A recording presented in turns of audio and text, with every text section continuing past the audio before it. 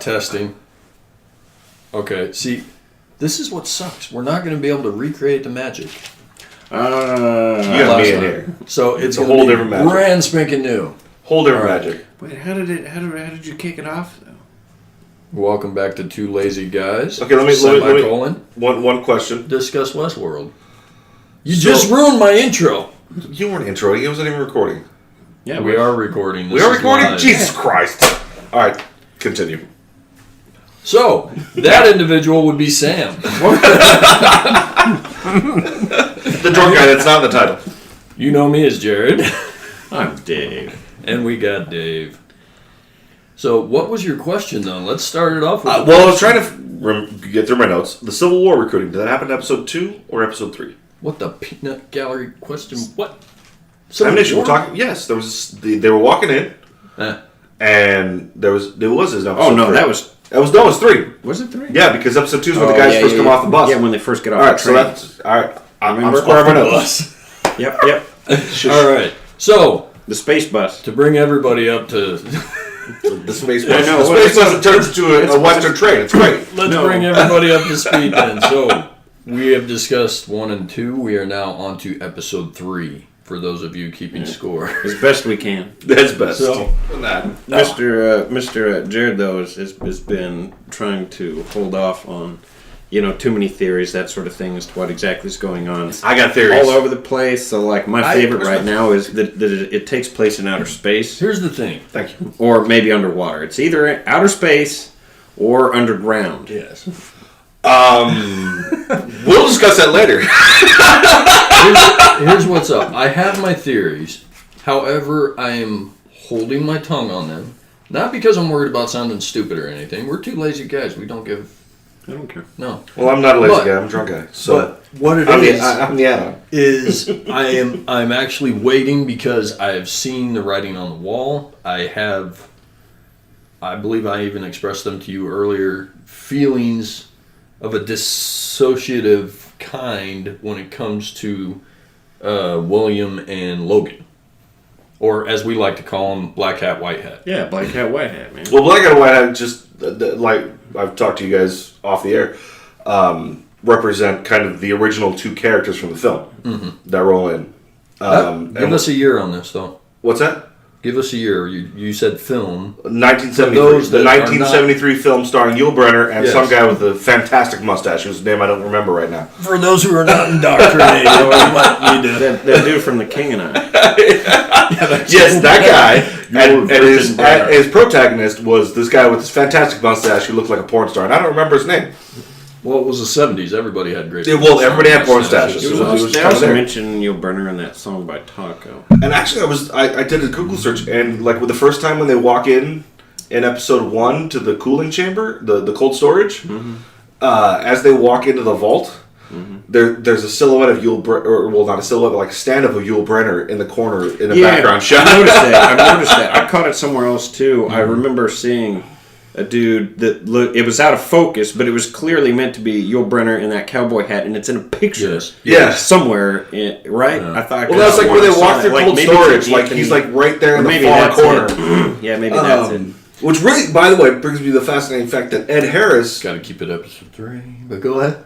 No, Ed Harris happens to be the Man in Black as a guest versus Yul Brynner being the Man in Black as a host. Right. So I find that fascinating. Now... Yeah, see, we haven't discussed any of this because... Yeah, we've just been focusing on the episodes. But I could have watched the movie and done some history. Got my history lessons on them, but we're lazy. I know I couldn't. I'm not lazy. I grew up with my dad. That's our whole shtick. Dang it! Sold me on this before he sold me on Jurassic Park. Oh well, believe me, we have more than once made the parallels between Jurassic Park and this because we're kind of like okay, so, and honestly, in this episode. We alluded to it because talking about the stray being the woodcutter, which I don't think that's what you need to focus on as being the stray, honestly. There's a lot of strays, a lot of stray things going on in here. Yeah, but all the strays are set up as strays. All the strays that we're talking about are covering themselves very well as opposed to the stray who's banging his head against a stone wall. Yeah, but so with that guy... Like a zombie. Yeah, well... It's kind of turned off in that way. Yeah. So, what? For me, at least initially, like one of the first things that I enjoyed in it was the that poor sheriff.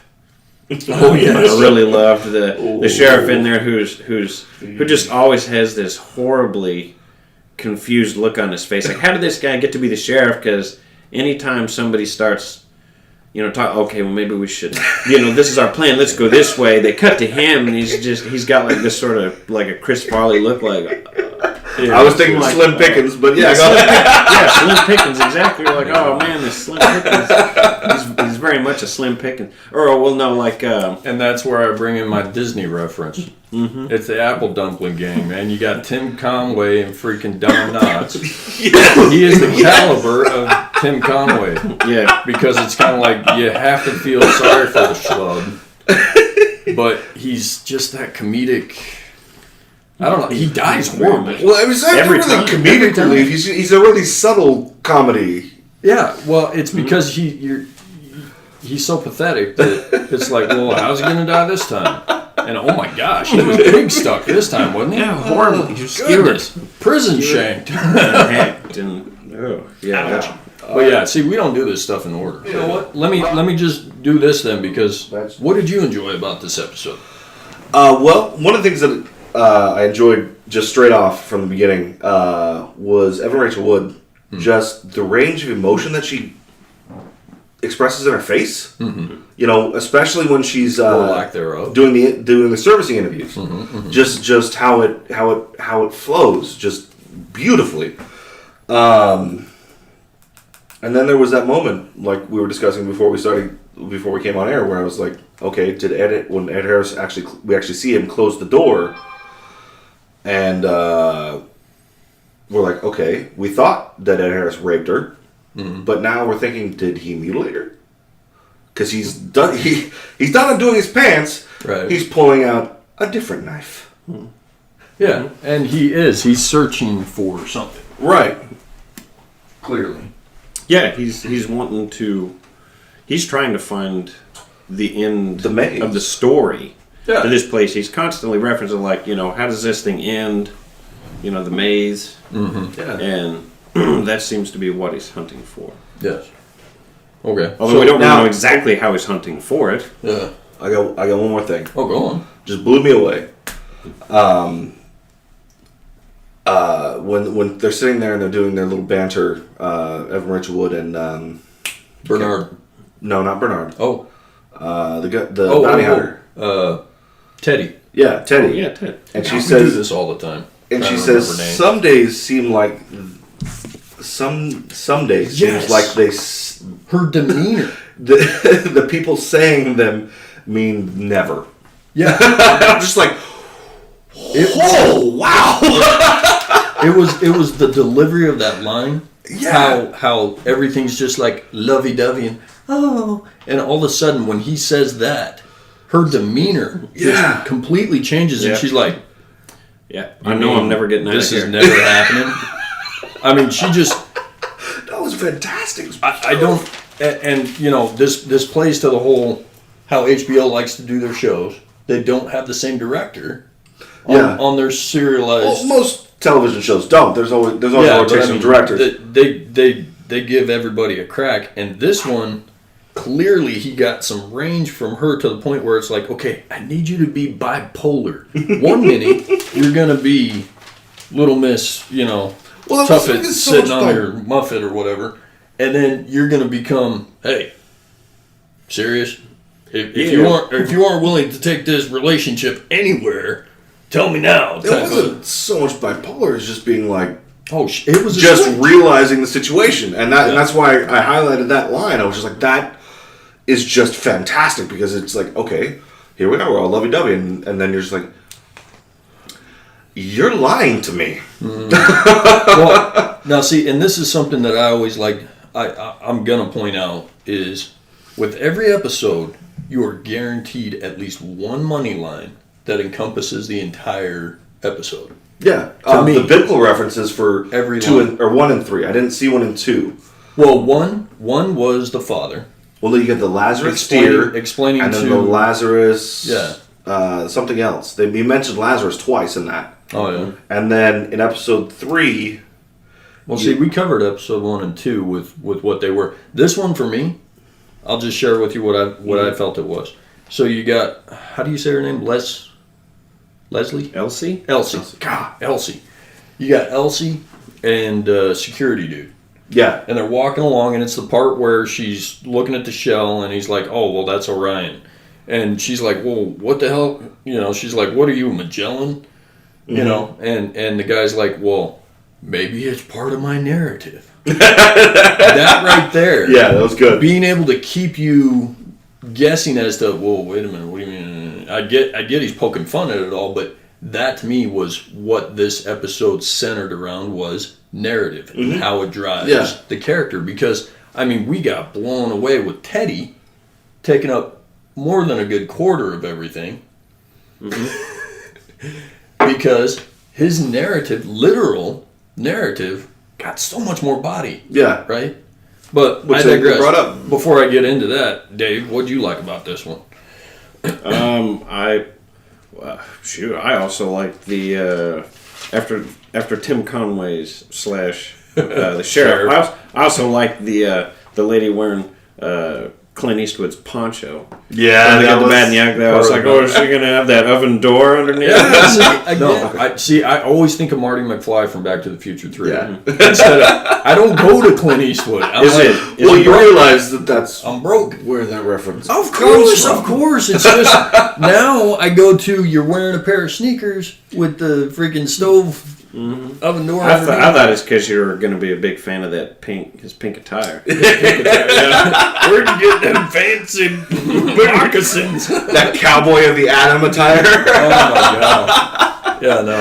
Yes, I did enjoy that character because yeah. How about the shooting scene when they're out there and Wait, it's like almost 3/4 of the episode. Well, you said we weren't going to go with anything like in consecutive. Oh no, I'm just. Oh, but security guy, the nice little banter they're going through when they go down the elevator, and he's like, I sleep with this thing. He's like, I'm sure you do. You do. Yeah. No. Oh, let's just talk about this character for a little bit, because honestly, I love that character. Which one? Elsie. Yes. Because she's complex as hell. She is. And the thing is she's usually there to help move the story along, but it's in a, well, duh type of she's delivery. Very frank and open, and I kind of like, maybe she's supposed to be the viewer in the world, a little bit, because she really speaks her mind. Like, why am I not being, because me as the viewer, if somebody came in and was like, your job is to investigate what the hell's going on with this host, and they come in and they're like, we're just going to take it. And she's going, no, why are you taking that's the next episode. You know what I mean? Yeah. But just any of that that's stuff, anything like that. Once. Oh yeah. Yeah. With her, Well, she's in the middle of something. I mean, even Bernard came down on her before sending her with the guy in the elevator. He's like, how about you do what your job is and go out and get this stray? But yeah, I mean, I love her character because I identify with her in a strong way, that she questions. Yeah. No, I do love character. She's not doing it just to be a jerk. Mm-hmm. From that little moment in the first episode when she kissed Beautiful Green Eyes. Yes. Well, Beautiful Green Eyes. I can't remember her name right now. Yeah, we'll remember it. Wait, it's which Clementine. One? Clementine? Yeah, I was going to say Clementine's the other. Well, it was just like that little moment where she like brushed her hair, and then in episode 2, she does the same thing to Evan Rachel Wood. Yeah. Right before she puts Evan Rachel Wood to sleep, except she doesn't kiss her, but she does that little brushing the hair back. Yeah. And it was just like that. So you've got this character who you see, and then you've got these hints that there's something much deeper to her. That's how we were introduced to the reveries and stuff. But no, it was. I enjoyed that. We discussed that in episode 1. Now let's see. For me, what was my favorite part of all this? Jeez. I honestly think it had to have been the moment when Ford delves into what we questioned in the last, I believe it was the last episode, of why the hosts are always naked. Yes. You know, and how it's not really a demeaning thing. It's more of a, it's more of a, they're just objects type of thing. But it's brought to the forefront because he just flat out says, hey, look, he's saying it to a new guy that's servicing one of the guys. He's like, why did you cover him up? Is it to cover his shame? Is it because he's cold? Yeah, because do you think he's cold? Like he's projecting? Right. He's concerned about his employee projecting humanity onto these things. And you know, like I said, you know, for me, I felt more in line with the employee, where I'm like, look, man, I'm just tired of looking at dong all day. Anthropomorphizing an android. Yeah, But yeah, I mean, honestly, because I mean, I'm right there with Dave. It's like I'd look at the guy and say, I don't know what you guys took from my interview for this job, but you might want to move me over to the females once in a while. Cause yeah. Can I No, get there's like no, a rotation? no. I get the impression there's no exception. It's like Like a rotation. you got dong, or you got other anatomy. It's just that's what you get. I mean, there's no separation. It's like, hey, it's before lunch. I got dong. After lunch, I got something else. Yeah, we'll see that. Hopefully- 15-minute smoke break. Dong again. Hopefully. But yeah, no, I would think that's what he was doing. But I just thought it was a great thing. I mean, I don't fully agree with the scalpel. I mean, make your point. Oh, no pun intended. No, you've got Anthony Hopkins. You can't just make a point. Okay, Clarice. A little flourish. But yeah, no. So he was just to the point. He's like, you know, they only feel what we program them to feel. You know that's going to come into play at some point. Oh yeah. In a big way. By the way, speaking of Anthony Hopkins, was the young Anthony Hopkins in number 3? In the picture? Yes. In the picture. Yeah, they showed a younger version of Anthony Hopkins. Oh, in no. the picture. No, the video. No, they did a flashback scene. Yes. Well, they did do a flashback. Which was yes. amazing. You enjoyed that, huh? Because it was like Rogue One was Creepy. great when he was in the reflection in the window, and after that it kind of weird. Or in the shadows. Yes. And then, yeah. Hey, we're not going to spoil anything. Come on. No. However, Uncanny Valley. She is deep and wide. now Indeed. here's a question: Yes. did Buffalo Bill kill Arnold? Buffalo Bill. Buffalo Bill. Which one Yes. is Buffalo Bill? In episode 1, when the whole thing goes to crap, and they're like, "We got livestock loose," Yeah. and Anthony Hopkins is down there having a drink with Buffalo Bill. Maybe. I I haven't given any thought to Arnold in that respect because we just found out about him. Right. It was just one of those things that Oh, I mean- going back on. It was Yeah. it was mentioned. Mm-hmm. The name was mentioned, but now they pulled the curtain back a little bit. I mean, we talked about how this is layered like an onion. Oh yeah, no, it's You know, beautiful. that- It's the absolutely gorgeous. The beautiful slow burn of it all is okay. Now we got a little more history, and we know we had a partner with Ford. Mm-hmm. And Dave and I had this discussion earlier. Dave, you made a beautiful point about Ford with his name, actually. Oh, Yeah. I was wondering. I was like, oh, are they giving a nod to Henry Ford because this Ford has an assembly line of human beings. Right. Well, not human beings, but he's got an assembly line of hosts. Yeah. And the intro starts out with the assembly of a horse. Yes. Yeah. So horse's carriage, Ford, all really ties together. It's good. That's yeah, good. yeah. I like that. And see, what I noticed is they actually used a Henry Ford like line when Ford says back in the early days it was all about the creative process, and then you get the shareholders, the investors involved, and you lost. You lost. I mean, Yeah, where it's it no came from. longer your baby anymore now. We were in that parking lot taking pictures of that Ford Mustang for a reason. Yeah, because that was something But beautiful. see, now it's become, oh wow, look, it's a Ford Focus. Sorry, Ford, if I'm dogging on your products, but seriously, it's a roller skate.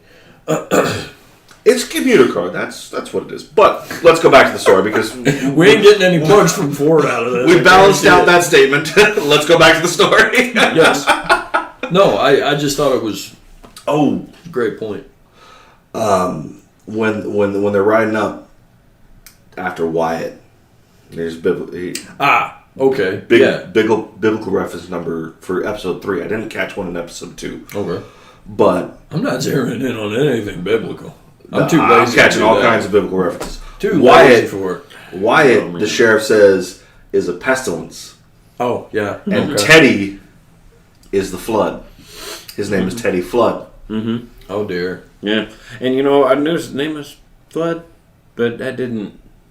Yeah, it didn't connect until that moment, right? They used it this not even until you said blatantly. it, because I would probably never get those references. A lot of these last name characters are popping up. It seems. So the only thing I figure about episode 2 is that the violent vices come to violent ends. Is the only closest thing biblical reference I can find for episode 2. Violent delights. But no, that was definitely that moment right there was definitely a biblical reference that goes back to the Judas reference. Okay. So at least we've got.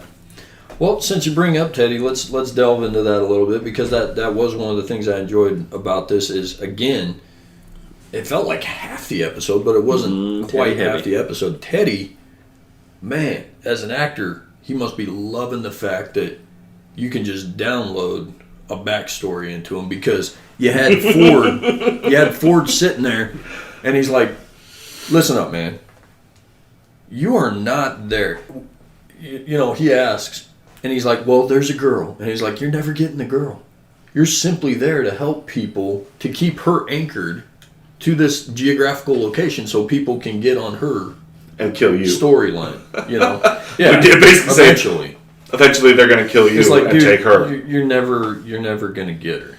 Yeah, and he has this horrible look on his face, like if it's a mix between like anger and frustration and just lack of comprehension, like he can't process it, but it's making him angry at the same time. Because he's looking, he's like screwing his face up, like, well, like what? But at the same time, he can't hear it either. Yeah, and one of the things I love about those little analysis sessions that they have is because you get those little tics and those little weird responses to them, and oh my god, you're supposed to think that they're machines, but at the same time, they're starting to build it into. That that they have a humanity, that they have an existence and a consciousness. I'm sorry, but if you're dealing with a semi-stressful, dramatic situation with somebody, how awesome would it be? And I'm not talking about your spouse. How awesome would it be to say, dramatic whatever to 0? Yeah. How great would it be to turn off? Analysis that part of the that part of the oh my gosh, I'm sorry, that's right. Just to be able to dial your emotions better. Yeah. But now, so back to Ford. Now that I think about it, taking away their free agency of thought, no, maybe not. Back to Ford, he just downloads into him, and boom, we got a backstory to a character didn't exist before, but is clearly going to be a driving force. If not for the remainder of this season, for the future to come, Yeah, definitely. And one of the things that I really love about the show is that you've got this kind of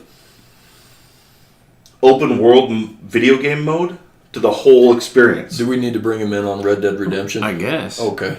I don't know if you really need to. I've played those kinds of games. Yes. No, that's what we referred to in the past episodes. Well, I'm sure. I mean, it ties right in. We're all Marsden. We're viewing it through the eyeballs of this, and we have not decided.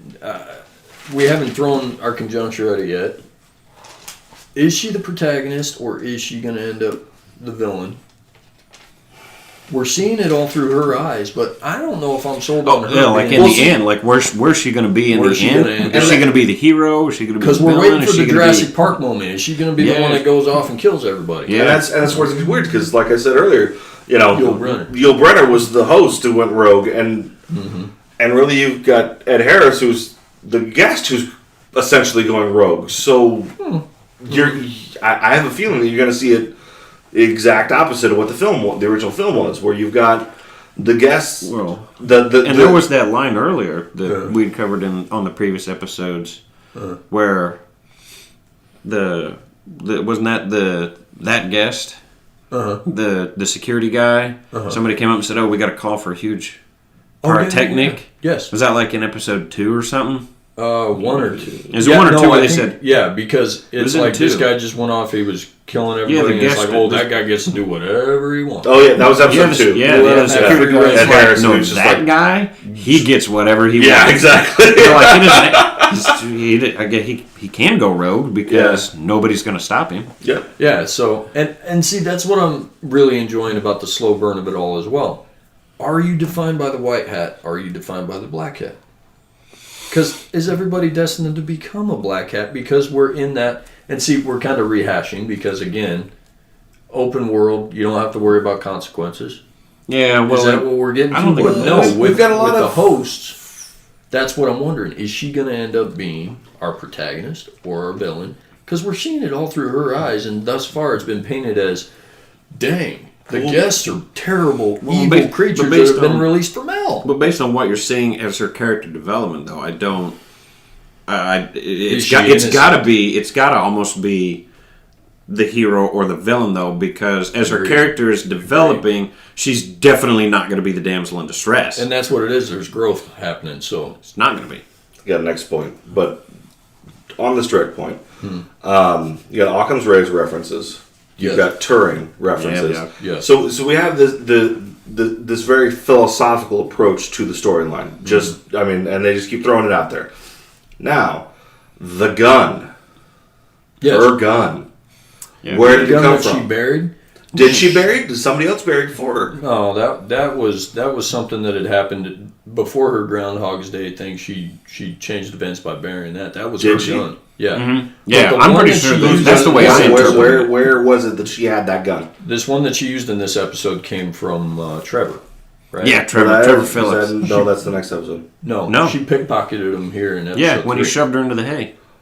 Are you sure? Yeah. Was this episode? No, because I just wanted. No, that was episode 3. 3. That's was episode 3. That's all we're talking about. Yep. That's what we're Are you focusing sure it wasn't on. episode 4? I'm positive. No, because this is when Teddy takes her up there, and he's like, "Okay, now this is Yeah, he she goes can't through the pull whole the gun. thing, No. and she's just like, I can't pull the Oh trigger. yes. I There's can't that. do it. Yes. You know? Yeah. And then The you fact can- that your programming won't allow her to pull the trigger on a gun because that's not Right. what her model's designed to do. But see, that leads to the foreshadowing of going back to what I was saying. But that's in episode 4. No, No. it's 3. Literally, I just watched that scene in episode 4. Are you okay? Yeah, no, I'm seriously like, because I was like, did she snatch it from his holster? He did. Or Yeah, she did snatched she? it from his holster. Because She did, sorry. in episode at the beginning of the episode, she goes to her drawer and opens her drawer, and there's the gun. And she picks it up. That's the and she beginning of the episode. Yeah, And she noticed puts it's it back. different. Yeah. And then she pulls the drawer out again, and suddenly the sheet that the gun was wrapped in is sitting on top of the dresser, and she puts it back in, and there's no gun. Now, I know when it's- when there's the scene when Mr. Mutton Chops throws Trevor Phillips. We call him Trevor A.K.A. Phillips. Eben? throws her in there, and it looked like she Rebus. Rebus. It looked like she Rebus. pulled the gun out of the hay. Not out she of had it in her hand. She had it in her No. hand when she fell. Yep. Yes, All right, because all right, I'll You go gotta back. trust I'll go because rewatch and it. what it's- happens you don't is- have to because Eben Rebus. Rebus. Gosh, why don't He you did know kind of this? look for his gun. Rebus, he He looked reaches and he for went, his holster. "Oh, you finally got some sand or something like Yeah. that." He says something got to her some like, sand. "Oh, Yeah, he did say some you got some sand. because he That's checked exactly for what his he said. gun, it wasn't there. Then said, reached "Oh, you for got it, yeah. you got sand." But when she landed, it looked like she literally just pulled it out of the hay.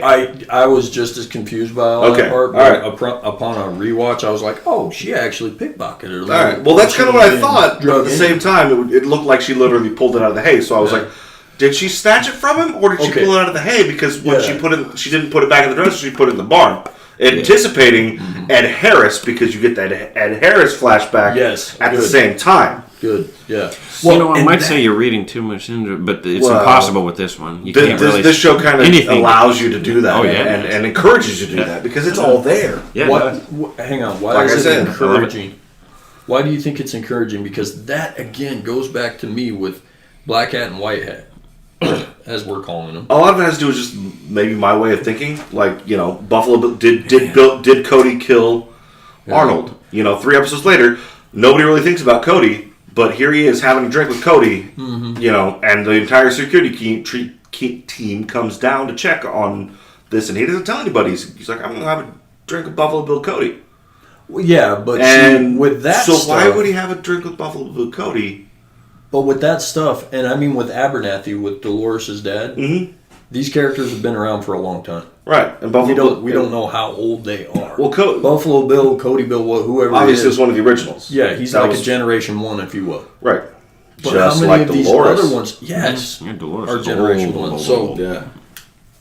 see, you're going to get Rector me to, set on the you're inside. going to get me to break what I said at the very beginning of not throwing out my theories, because with Black and White, dude, I feel like there's a time jump happening. I really do. And I was gonna keep that to myself till after episode 4, because there's one little tidbit that I'm looking for, but it just feels like this dissociative thing that's happening, to where when they come in, Westworld just feels too new and too clean, as opposed to when we're looking at it modern day. And Or- see, and I didn't notice that. Like, I- that didn't register to That me. doesn't seem to me at all. Yeah, something just jumped out at me because it felt like everything about it was too new. And I get that they're introducing, but the introduction to it all just felt like, well, now what the heck? It felt like we had jumped. There was a time jump of some kind. Again, I wanted to keep that to myself till after episode 4, but that's what I feel. Well, we can discuss that again another time. Well, I'm sure it'll come up Because as soon as I I didn't get that. tidbit.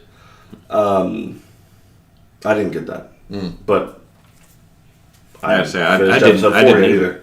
I didn't either. I don't know if it was the camera filters or what. But I mean, that does kind of seem something that was different. in episode 1 when they're talking about the corporate interest Something was versus different. the managerial interest, it's like, well, are they trying to Oh, go into a different world? Are we going to see Michael Crichton's timeline coming into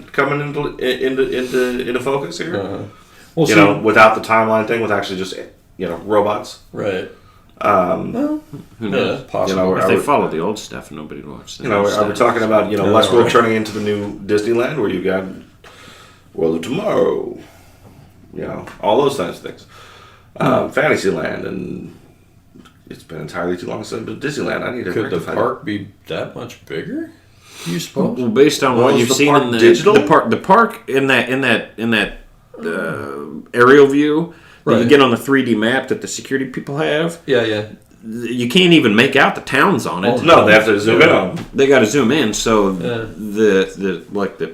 the acreage that park covers is insane. Right. I mean, Yeah. it's like but it also doesn't look that big either. Like, it looks like you can see cliffs and mountains. And, It looks you like can a national see- park. Yeah, it looks like a national park, The fact but that it's the fact in that a it's so national park. the fact that it's so huge, based on the sets that they walk around in, it feels Right. more like a state. Yeah, but see, Yeah, well, that was like I was talking about the video games, where it's like the further away you Open get from world, town, yeah. the tougher stuff gets. well, and that Trying was to shunt that you. was explained by Black Hat to White Hat. It's like Yeah. the further you get out, the more wild things become. And we haven't really scratched the surface. We've been staying in what essentially, for all intents and purposes, talking about video games, the tutorial town. Yeah, and the hills around it. We've yet to leave it. I mean, we're still gearing up. Yeah. That's whenever Ford gives Teddy his His backstory. backstory, you're shown a town that they're in And that the is not flashbacks about the Wyatt, flashbacks or That Wyatt we are in a have town not that seen. But then you get the town with I don't know what town that is. the little Mexican town with Oh yeah. Clinton Collins Jr. That What was his name? Lawrence. Lawrence, yeah. Thank you. Yeah, Lawrence. they go to it, which I'm sure I've seen in another film, whether it's Young Guns or something else. But Well, I'm pretty sure I've seen that exact same fountain and that church front in another film. Maybe Tombstone. I think it might be Tombstone, because that was the other one I was going to Was mention. Tombstone a Warner Brothers movie? Because this is a Warner Yes, Brothers yes, show. it was a Warner Brothers movie. I'm almost 90% sure it was a Warner wasn't Brothers like film. Dust Till Dawn or something. That wasn't Hey. Dust Till Dawn. That was I've been to something Warner we can't Brothers mention lot. in this podcast. Well, even the name of that thing we can't mention in this podcast right now. I've been to the Warner Brothers lot, and I've seen just how they do it all, and I'm like, dang. Okay, so Gremlins happened not far away from Well, I went to Universal Studios when I was a kid. It's the same thing. It's like, here's that moment when they cross the in that movie with Mel Brooks. Yeah. Oh, yeah. Yeah. But History of the World Part 1 when they did the chariot ride through the thing. Mm-hmm. Yeah, that's right after the Jaws shark. Mm-hmm. And right before, literally in the shadow of the Psycho House. Yes.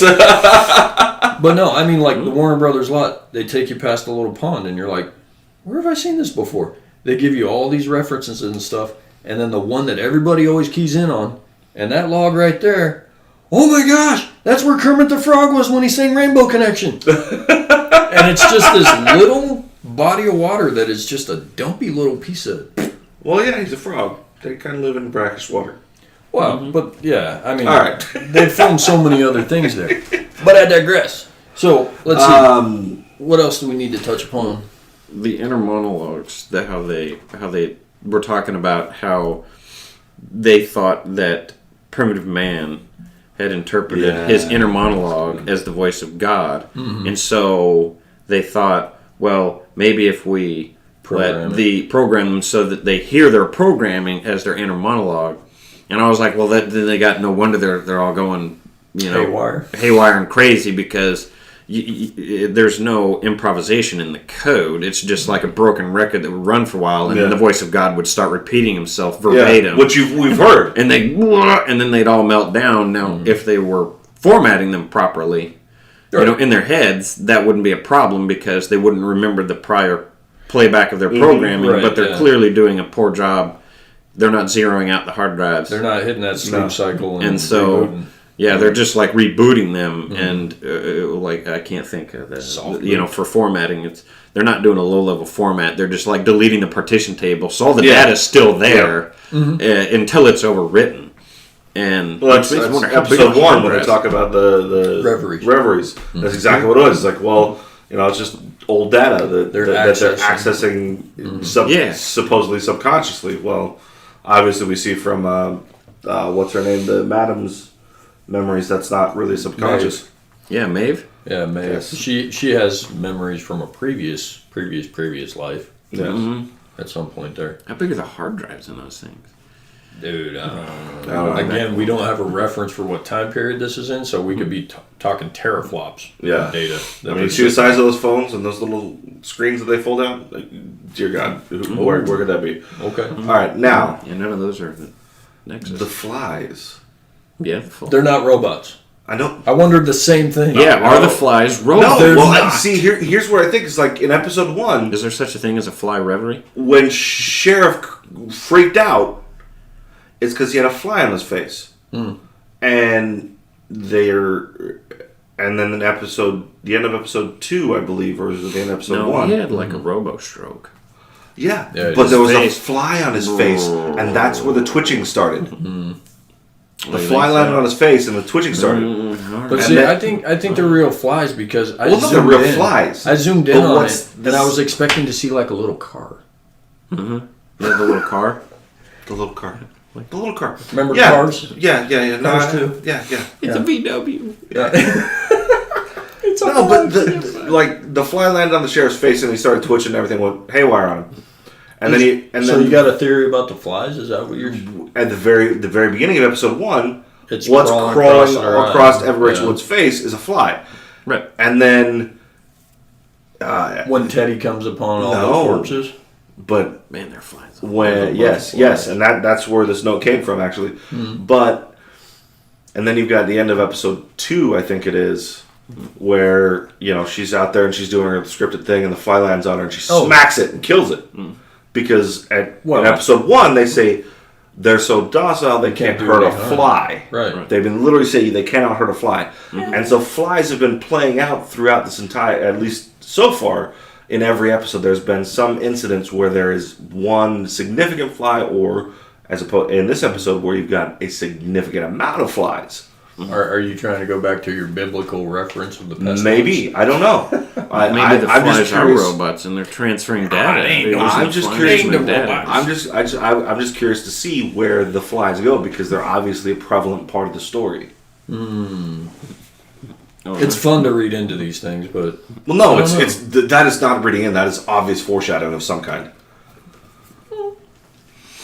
What I find interesting is why are flies drawn to something? I mean, these things don't have real blood in them, so why are flies even drawn to them? Actually, we don't know that because she had Maeve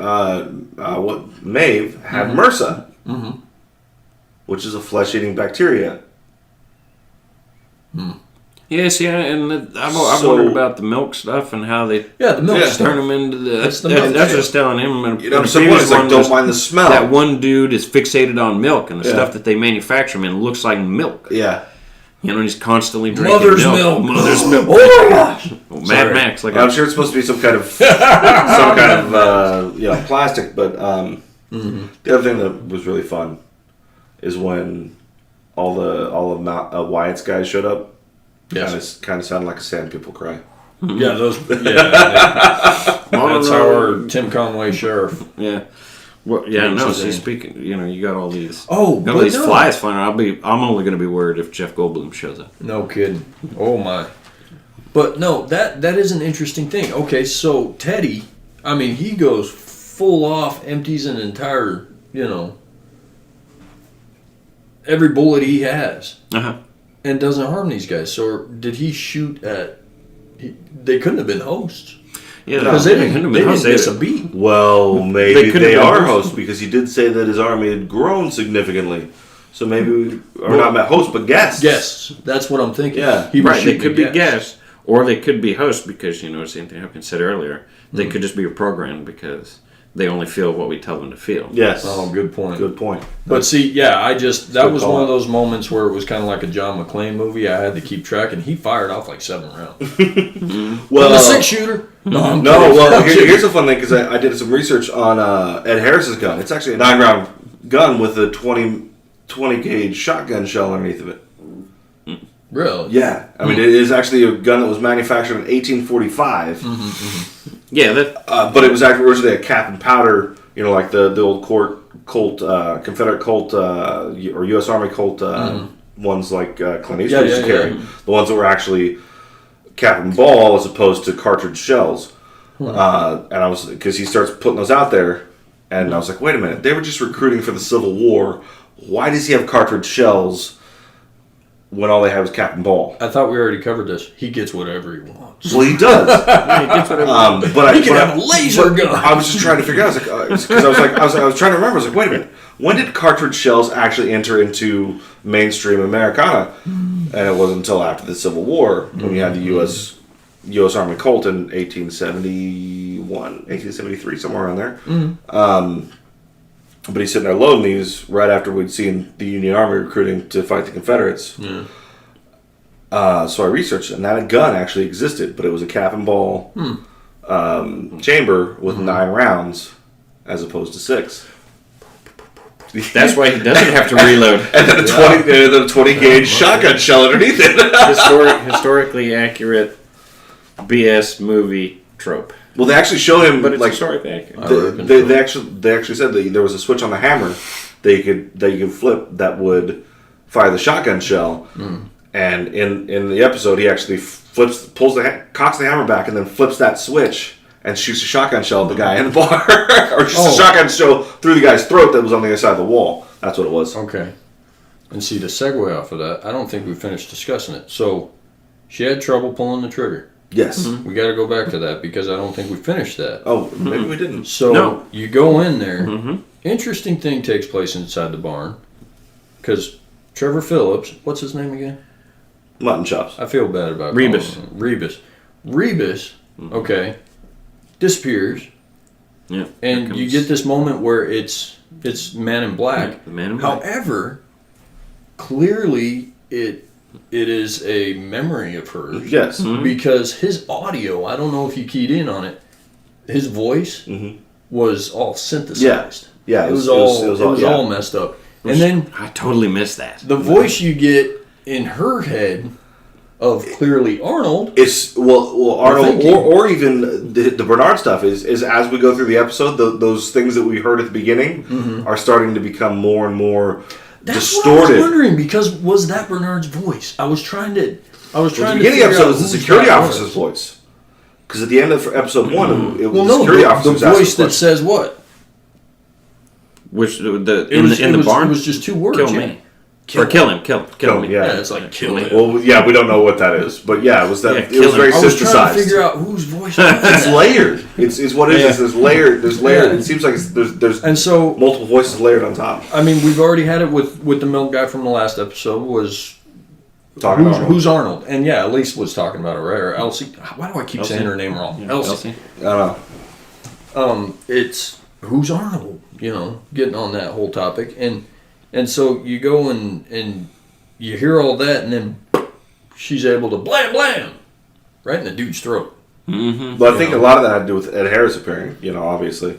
Well, yeah, and I mean that moment, Yeah, why the way she changes to where it's just pure hatred. It's just like slapping a fly. Suddenly, there's an aberration in her programming that's making her more self-aware. She couldn't and have been more bipolar. But see, the way she plays it, it's so different because it's not like there's not a snap where she changes. There is just this progression to the way that her face changes and the way that she reacts to things. Mm-hmm. As an actor, it's absolutely beautiful to watch. Oh no, yeah. I mean, just to watch her just transition those emotions so fluidly and so. They have to enjoy this. Yeah, I mean, they have to enjoy. It's perfect. I mean, Maeve. We talked about that in the past episodes. She has to love playing her character. Yeah, yeah, she's gotta love. I mean, Maeve. unbelievable. But no, let's see. Where else did we want to go from there? Because. Oh, what was interesting is then she goes out. She gets shot. Again, in the womb. Again, this is what's interesting. Time jumps. This is where my time jump theory is coming into play. Okay. Because here now I've got it. She has seen, she's been through it. She's remembering, right? But so all these playthroughs. She never changes her blasted clothing. No, it's that same which could stupid throw you dress. off the set, right? However, when Bernard's talking to her in his little Alice in Wonderland moments, she's always got clothes on. And where is that? Yeah, I don't know. There's it's devoid it's a of color. Yeah, it's a cellar somewhere. Clearly, we're underground, like you said. We're under. Yeah, it's like bunker. a bunker. Yeah, like something. It's a little creepy. Like it's out of the cell. Like he's got his own private place. I mean, glass coffin. Well, no, it kind of looks like all the interview rooms that they go to, but where is that particular interview? This one's its own. Because obviously, all the interview rooms you can see into from every other interview room. Right, exactly. So how does he get her there without anybody noticing? How does he get her out of there? Maybe without it's at 2:30 a.m. while everybody's at Taco Bell. Well, you see a set of stairs, or it could be from 3 a.m. to 4 a.m. when everybody's in the bathroom, devoiding the bowels. Yes. No, there's clearly a set of stairs, full flight of stairs, so it's underground somewhere. Oh, there are more than a full flight of stairs. That is like an art project's worth of stairs. Mm-hmm. Yeah, but they got that. I don't know where it's got that one window in it that you can see green through. It's like. You can see it in a reflection. There's a window in there that's got natural light coming through it in sort of greens and yellows. So it seems like it's a cellar, maybe? But it's small. It's small. Well, they're on top of that mountain. It's a cellar. It's off the grid, and he is very concerned about anybody being privy to their conversations. Obviously, racism. Every time he asks, have you told anybody about this? Yeah. Now erase everything we've talked about. Let's talk about pet projects. My God. Yeah, because erasing everything has worked so obviously, so well. Yeah. Well, and that was that moment when Ford was like, "Don't become Arnold. Mm-hmm. They're not human. Mm-hmm. They're not real. They don't get obsessed with them." Yeah. But so see, okay. Here's the other thing that bothered me about. So she leaves after she's been shot in the gut, and then it's like, oh, that was a memory. This has happened before. This has played out. She just goes off. She recalls. Yeah, but very obviously in the womb, which I'm sure has some form of symbolism. Possibly, yeah. But see, when she's talking to Bernard, she recalls a traumatic event with her parents dying, and that's when Bernard uses the awesome, okay, let's dial that down. Mm-hmm. Calm down. Calm yourself, John Spartan. Demolition Man. So, yeah, what what I gather. Okay, this is my dissociative stuff coming into play here. Is when she then flops into, and I know you want her to fall into the fire pit. She falls in a white hat. Yeah, the white hat catches her. I'm like, I'm sure there's like an outtake where he's like, oh shit, you know, when she falls. And then they got to come back out. And... That to me did not. It didn't feel like modern day. No, it was very. I mean, because I don't think she just rode all night after something like that took place. Because we had the discussion between her and Bernard about, oh well, you know, there was something traumatic where my parents died. Well, I'm wondering if it, because, you know, that scenario plays out every time right after dusk. Mm-hmm. And it seemed like... Oh, her Groundhog's Day, you mean? Her loop? Her parents getting killed. Yeah. Mm-hmm. Yeah. And it seemed like when she arrived at the camp, now, I don't know how far the camp is from, you know, wherever, but it seemed like it was like, dude, why are we still awake? Why aren't we out? Oh, yeah, Black Cat's like, oh, and that's a part that I really enjoyed about that. We finally get an idea of how expensive this is, because everybody's always talking about like cost. $40,000 a day, right? $40,000 to be out here being a white hat. Yeah. And I was like, oh, so we got $1 to put to it. Yeah, but there's no... This could be in the future. We don't know how far. There's no frame of reference for this economy. It might be like Juan. That's true. You know, well, I mean, no. 40,000. We have to assume that like we're dealing with Americana. We're dealing with a appearing to me most multinational corporation. If they're going to throw a dollar amount out like that out, they're expecting you to reference that with today's money. Is this all before Trump took office? Because, you know, well, we're not going to. I don't want to get into that because we got guns. Season 2, like Trump dollars. The dollar is now pesos. We got revolvers, cowboy hats, and boots and horses to talk about. Let's go back to that. It's all good. But no, so yeah, no, that's I have had to wonder the same thing. In all honesty, leaving modern day politics out of it. Are these two guys working for Burger King?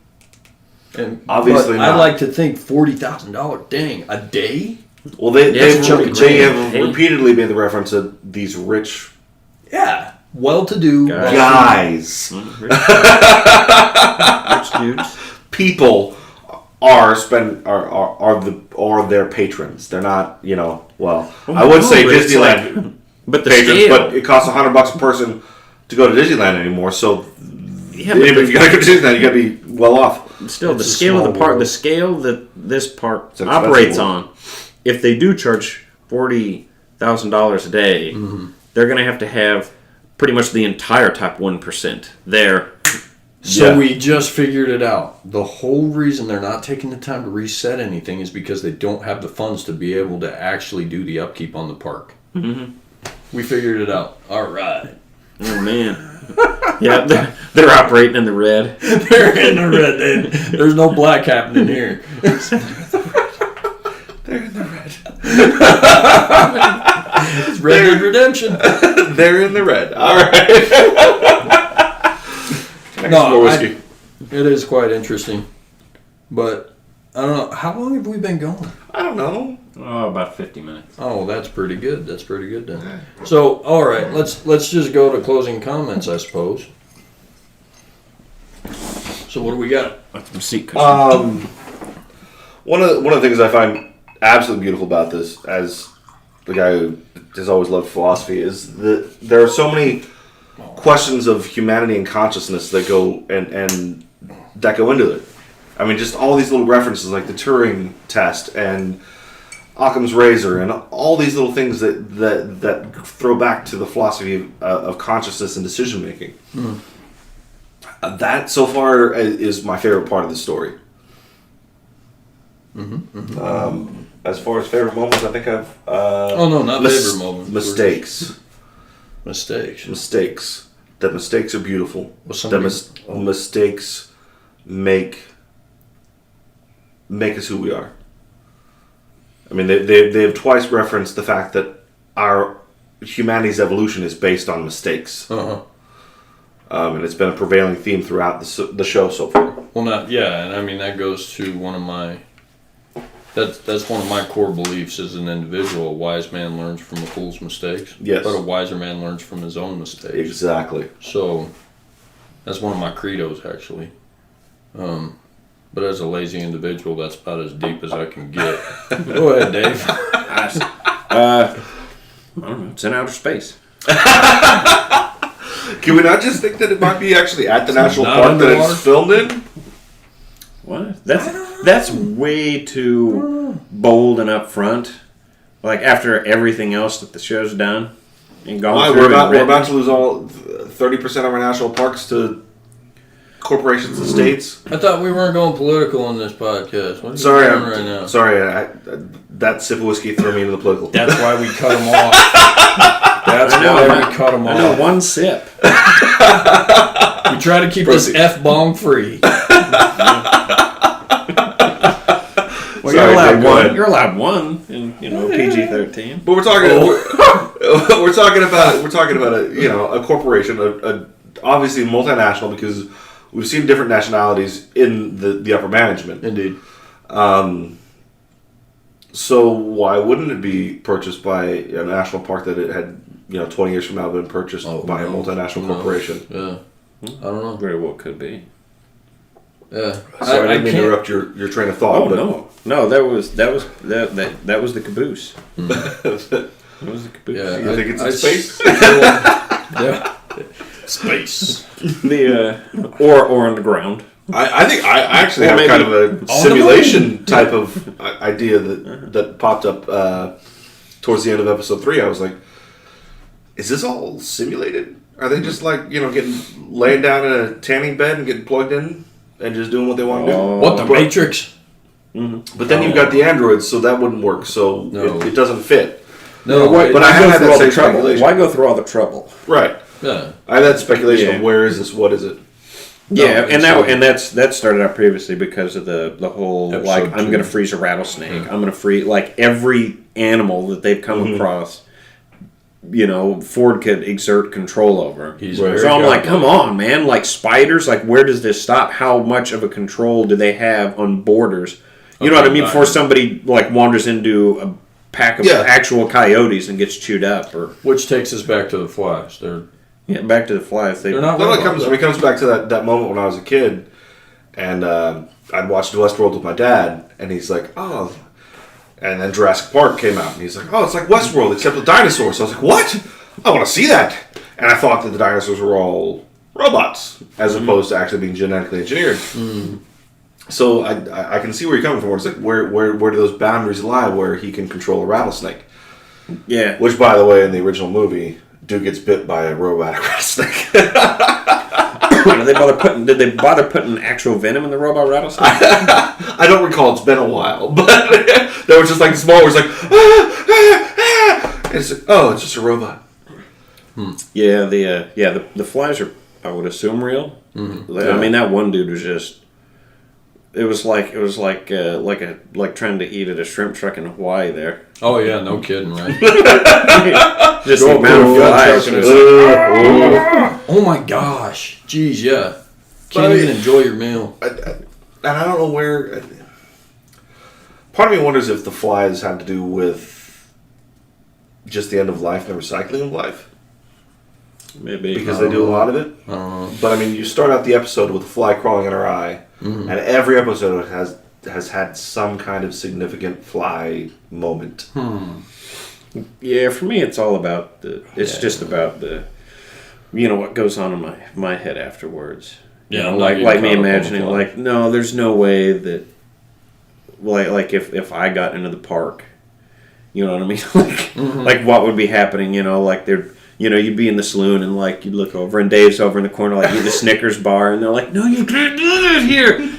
They're constantly snatching stuff it'd be chunk, pulling food out of pockets. And Well, at the beginning of episode 2, they kind of go over that. It's like, take your clothes off, leave them over there. Right, yeah. These are the clothes you have. It is. It's a very controlled environment, clearly. So Yeah, it is. I'm not led to believe it's that highly it isn't controlled. something that they. That picture freaked. It's not freaked old dude 1%, out. man. I can guarantee you, some dude somewhere is like, all right, you're going to fly the chopper over these coordinates. You're going to drop it crate of Hostess cakes into this place. Some Let's sabotage it. yeah, some insanely rich dude is going to be like, they're not going to impose limits on me. Yeah. I want my caviar. While That abandoned church out there in the desert? shoot rough. Drop the caviar and the Hostess cakes, and I will pick them up. Which is the top two things in the 1% Twinkies. If I can only have two things, caviar and Hostess cakes.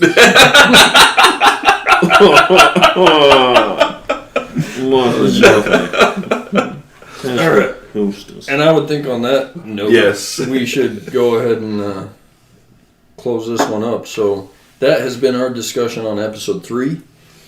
Please join us for episode 4, which I'm sure is going to be just as much fun. We're actually hoping to have one more person added. At least that's the plan right now. So, even though it's 2 lazy guys, semicolon, we will have guest stars every once in a while. The drunk guy. It's been quite enjoyable. Thanks for joining us, Sam. Thanks for having me, guys. I appreciate it. But, so, I don't know.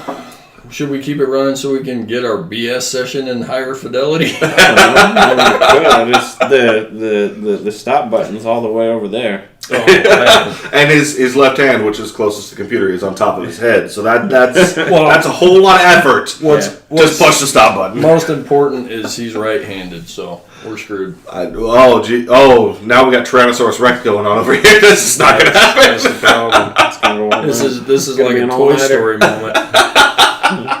I did not have this built into my, the stamina meter. My stamina meter's low, but I can't help it.